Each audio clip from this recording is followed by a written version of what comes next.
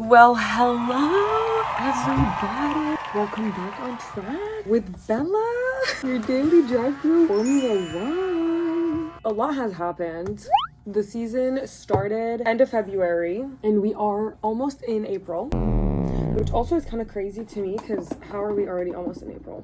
When hair up, you know it means business. It means we're getting into the nitty-gritties. Also, like, really big side note, yesterday I put in a product. It was like a mousse from Nexus that gives you volume, and I swear it works so well. This is my hair without doing anything. Like, I literally just blow dried it. Love it. Anyways, back to Formula One. There's so much we need to talk about. Like, actually so much. So let's get into it. Let's go back in time. Let's talk about every single race that has occurred thus far. Let's take a big fat analysis on the situation. First race, Australia. Chaos. Honestly, the beginning of the season, chaos, that's just like an understatement. And it's not shocking. New regulations, new engines, new team, new drivers somewhat, like Arvid. Love to see a bit of chaos. I feel like as an F1 fan and someone who watches Formula One, you need to have a bit of drama going on. I remember like the 2023 season where Max Verstappen was just full on dominating. It was so boring. It was so boring. Like, I don't even think I watched one race. You know, the second Max gets on that track, he's just gonna win. And then like, what's the point, you know? Here, it's like, yes, we know, okay, Mercedes is dominating, but after Kimi Antonelli's performance in China, I don't wanna like move forward too much, but and with Ferrari that is low-key like looking good, there's things going on. We're entertained. Let's talk about the Australian GP. We have George Russell, Kimi Antonelli, Charles Leclerc are our top three. Mercedes is on a whole other level. This year, they're definitely dominating. It's not shocking. Every time there's been new regulations, Mercedes has always been good at adapting to the new regulations and coming off strong. So this is definitely a good sign for them. I always think about this. Lewis Hamilton, if he would have stuck with Mercedes for one more year, like last year, if he would have stayed at Mercedes, this year he could have gotten his 8th title. And I love Lewis in Ferrari because I'm a Ferrari fan and I love Lewis Hamilton. So I'm so happy he's here. But I can't help to think that like now George Russell is probably going to get a title, like a world championship title. And if Lewis was still there, he would have gotten his 8th. I think about it so much. I'm like, does he also think about it? Is he also like, maybe I should have stayed and been patient? Could he not have just stayed 2025? Same with Carlos Sainz. He went to Williams, which in hindsight was good short term because last year they actually did good performances. He got 2 podiums. He performed really great. This year, what is going on with Williams? Because the worst part is that like Williams had this whole thing where they were like, oh, 2026 is our year. We're going to do so well. Giving us this whole spiel of Williams 2026 on top. Babes, you're on the bottom. You are on the bottom. What are you talking about? I don't know. Let's get back to Australia. We have Lewis, who's P4. So the Ferraris also, they have been having great starts. So basically with the new engine regulation, it's 50% electric and 50% combustion. So now drivers have to adapt to a new form of starting. Ferrari like got that down. Every race, whenever it starts, they're like, taken over. Charles Leclerc led the Australian GP. Lewis Hamilton led one GP at some point. They've been starting so well, so it's been giving them a really big advantage. However, Mercedes is so freaking fast that it literally doesn't even matter. It doesn't matter where I think they qualified, they're gonna end up 1 and 2. That's how fast they are. That's how crazy they are. Which brings in so much speculation. Why is Mercedes so dominant, but not McLaren, not Williams? And you might be asking, what does Mercedes have to do with McLaren and Williams? Well, let me tell you. They get their engines from Mercedes.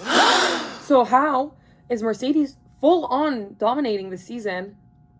McLaren and Williams have the same engine. What is going on? McLaren none of the cars started in Australia. Oscar Piastri hasn't even gotten one race lap in the entire season.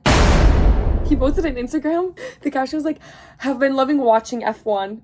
Because he's literally just been watching. He hasn't been participating in any of the GPs. He participated in the sprint race, but like that's not like a GP race. Team principal McLaren, he was like kind of hinting to the fact that Mercedes wasn't very transparent, because what people are speculating now is that Mercedes was not clear on how to use the engine. They're laughing like, oh, did they forget to give them the guide of how to use the engine? Because what is going on? And Alpine, okay, wait, side note, Alpine has been doing so good. Last year was literally the worst year they could have ever had. I think on one of the radios, if you watch Drive to Survive, on the last race in Abu Dhabi, Pierre Gasly was like, yeah, I never want to see this car ever again. Because facts, they finished 10th out of 10th. Alpine is a midfield team. Like, they're not supposed to be 10th. Yeah, last year was not a good year for them at all. I think that this year, seeing them actually get into the points, Pierre Gasly in China, like, he was doing good. He got into the points. I think he got like P7. Alpine is having their redemption arc, and I'm happy to see it. Good for them.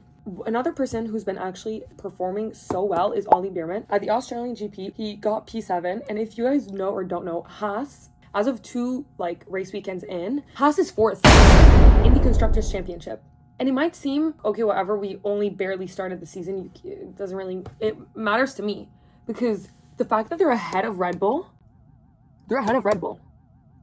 It's Mercedes, Ferrari, McLaren, Haas. Guys, Haas, ideally, we'd love them to be a midfield team, but they weren't a midfield team. For the past couple of years, they've been stuck between 10 and 7. Them being at 4, ahead of Red Bull. All that to say that Ollie has been performing so well. This is his second year in F1. The rookies in general, the rookies from last year, this year have been honestly doing a good job. With Arvid Lindblad too, his first race, his debut into F1, he scored points. I mean, you can't get better than that. Great debut for him. Definitely added a lot of pressure because people started being like, oh, he's the next Max Verstappen. Because the thing is, like, Verstappen has been complaining so much about the new regulations. He's like, oh, it's giving Formula E. He's had bad starts for the past 2 GP. In the Chinese GP, he didn't even finish the race because of system issues. He's not been having a great time. And a lot of people are speculating that Max Verstappen might actually retire. And he did hint to the fact that he's not opposed to retiring anytime soon. And I think if this year continues in this matter, we might not see Verstappen next year, which is actually so sad. I kind of love Verstappen. He balances the field. Zach Brown, he's always like, yeah, he's the bad guy. You think you kill him and he comes back. He's like kind of the bad guy of the grid. Although his personality, like Max Verstappen himself, is such a teddy bear. If you watch him in interviews or whatever, he's such a sweetheart. It's just when it comes to Max in the car, he becomes very aggressive and like does everything in his power to win, which I mean, kind of fair. Some people might say it's bad racing. Other people might say that's the way you race. Let me know where you stand. But I personally think you kind of need at least one person on the grid who's going to be creating a bit of chaos and keeping everyone on their toes. It would be sad if he leaves. Last year they had Max Verstappen who was really performing well, but the second seat has been changing. So, like, it literally ever since I've been watching Formula 1, they keep changing the second seat. Like, we went from like Albon to Pierre Gasly, or opposite, I don't really know, to like Liam Lawson and Tsunoda, and they keep bringing in and out people. And I think now finally, between Isaac Hajar and Arvid Lindblad, they feel more confident that if Max does decide to leave, they have 2 good drivers that can sustain Red Bull. Ferrari is definitely the second best, and they're the ones that will be kind of competing the most with Mercedes. I don't think they're on any level whatsoever of winning a race as of right now. Like, with the competitive car that Mercedes has, they're dominating. If we look at the season and we proceed in the same manner, there's no changes basically in the cars and stuff, all the races are going to be won by Mercedes, in my opinion, unless like something crazy happens. But their pace is just out of this world. Due to the war in the Middle East, which is actually so sad, it saddens me so much. If you don't know, I'm Lebanese, so it like really affects me more than anything else, but I'm gonna speak about it F1 relatedly to keep us in the F1 format. But due to the war in the Middle East, there were 2 races that were canceled in April. One in Bahrain, and I think the other one was in Saudi Arabia. It's just like so sad. I hope everyone is safe and that we can come back to a more peaceful world. I hope everyone is safe, and it makes me so sad. Back to F1. So they've canceled these races. If you look at it in F1 terms, it is beneficial, not the war, the cancellation of the races, to some teams, because Mercedes is so ahead and they have such a better car that this period of 4 weeks, I assume, where there's going to be no races is going to be an opportunity for the other teams, specifically the ones with the Mercedes engine, to figure out how the engine works and to figure out what Mercedes is doing that they're not doing to get that pace. On the other hand, a lot of people are also saying that, like, yes, the engine is definitely something that gives Mercedes its edge, but a lot of people are saying that maybe it's just their entire composition of the car. Even if those teams do figure out how to use this engine, and yes, maybe their pace does get better and they do like improve in the ranks, it doesn't necessarily mean that they will be able to compete with Mercedes or beat them, because it could just be the holistic aspect of the Mercedes car that is like just that good. But also, it doesn't mean Mercedes is not gonna like stop innovation. And then also, there was a whole thing in the beginning of the year where Mercedes basically found a loophole for their engine. The new 2026 power unit rule is that you have to have a maximum compression ratio of a V6 engine that was set at 16:1. The FIA said that they would measure it at an ambient temperature. okay, what Mercedes did, which is low-key so smart. I get that other teams are being petty. You need to review this or whatever, but you're just being petty because you didn't think about it earlier. And I'm not a Mercedes fan. I'm a Ferrari fan, so I'm not defending them as a fan of the team at all. I'm just saying the whole point of Formula One is to be so creative and to use creative ways of engineering the car to have the fastest car possible to win. They just thought outside of the box. And they ate all of y'all up, and now you're all crying, and you're all saying, you need to check this again, you need to check this again. What they did is that they're like, okay, this is going to be tested in cold temperatures. They created an engine that behaves differently in hot conditions and in cold conditions. The engine passes the 16-to-1 limit when it's cold, which is when it's going to be tested. However, when it runs and it gets hotter on track, it goes up to 18-to-1. They get more power and efficiency without failing the FIA test. I think this is peak F1 engineering. I don't think they broke the rules. I just think that they were creative enough to think of a loophole and to think of a solution. I mean, honestly, good for them. However, the FIA was like, okay, we're still gonna test it. People were trying to push for the test to be like before the season starts. They're testing it, I think, in the summer. Like at some point in June 1st, they're gonna test it. It must comply both in hot and cold conditions. So Mercedes now, during this time period, and I think they have already started, but they need to figure out how to keep their engine at a 16-to-1 compression ratio during hot and cold temperatures. And a lot of people are saying that with this change, they might be less competitive. Now, I don't know exactly if that will hold because they might come up with another loophole or another way of like keeping the car at the performance that it's at. Now with 2 less races, it's also a disadvantage for them because they can't build up that gap with the other teams. You don't have that many points to like accumulate now. Both in the Chinese and the Australian GP, so many drivers either didn't finish or didn't start. In the Australian GP, 5 drivers didn't finish or start the race, and in the Chinese one, 7. So it is not that shocking. I think I've mentioned this before, or maybe not, but with new regulations and new systems, engineers and drivers and teams need to adapt to this novelty. They don't have things 100% understood or ready, other than Mercedes as it looks. It's so normal that we see a lot of DNF and DNS, because last year we didn't. We would go races with no DNF or DNS. Like all drivers would finish the race, which is normal because it's like at that point they were so used to the regulations that they knew what was up. But now they need to get used to the regulations again and understand what's up. So that's why this is happening. There's a lot of DNF and DNS. There's been a lot of system issues, electrical issues, so many issues.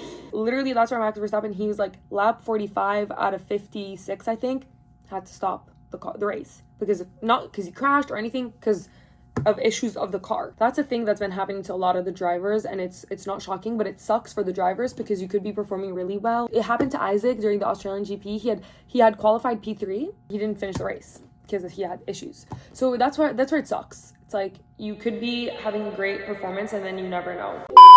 Now, moving on to the Chinese GP.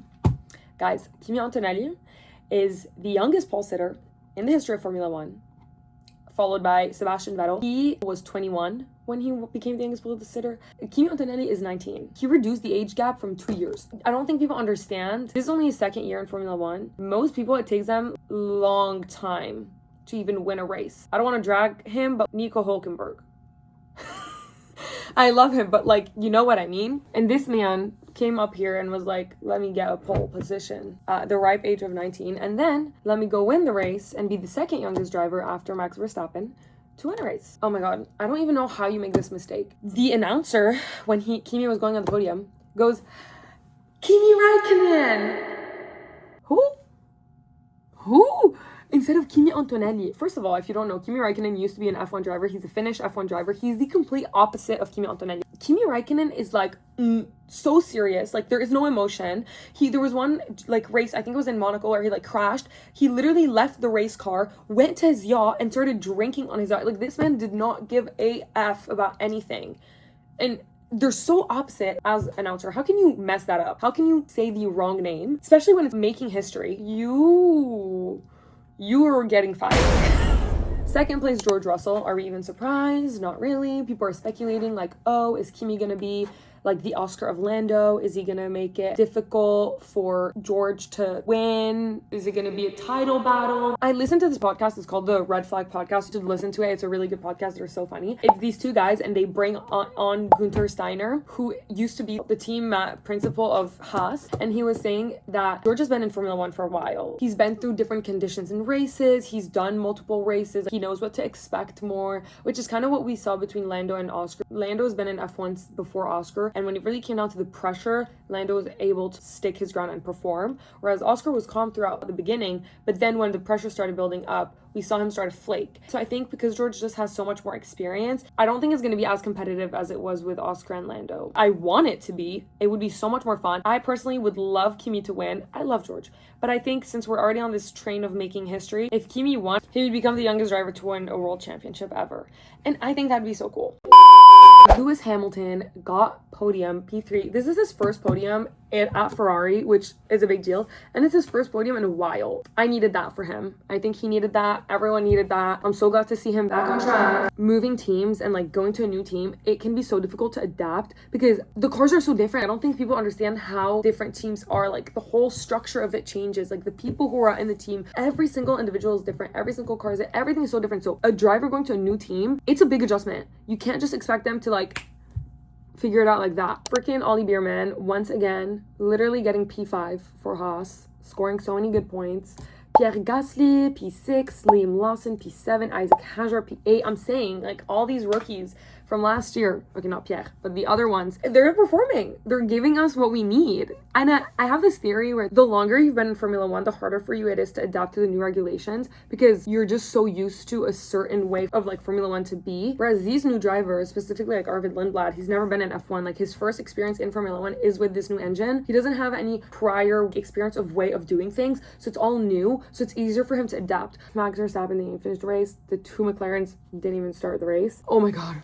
I forgot. There's a huge new thing that came out. This is one of the biggest news that has just currently happened. Jonathan Wheatley, who was the team principal of Audi, left.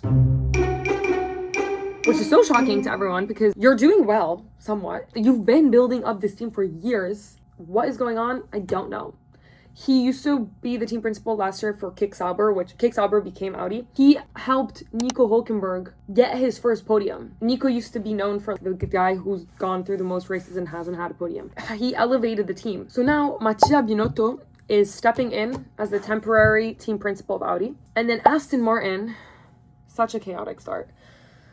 No finishes in the first races of 2026. Major Honda engine issues. Adrian Newey was made team principal for 2026 and now he steps back, which I'm not really shocked because what I've learned is that he's a lot better as team principal. You do a lot of like running the team and like the drivers and the media and whatever.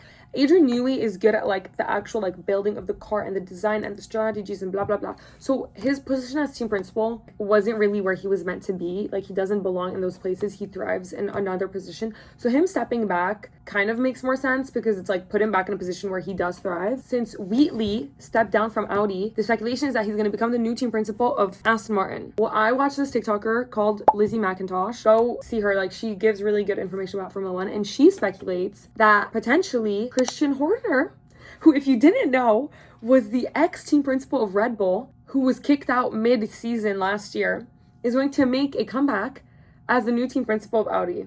Bruh.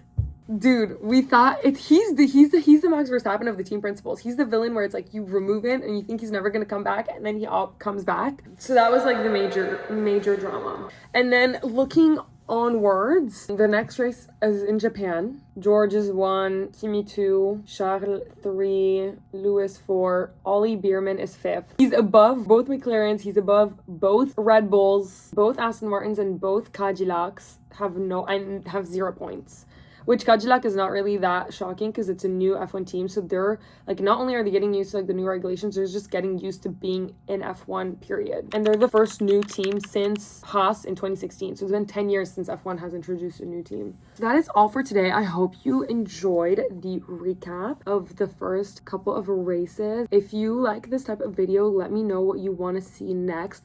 I also love talking about women in motorsports and F1 Academy, so I'm thinking of doing that as the next video. I hope you enjoy. This is a long video. I literally yapped my little butt off, but I love talking about Formula One, so it brings me so much joy, and I hope it brings you guys joy as well. And I love you all so much. Bye.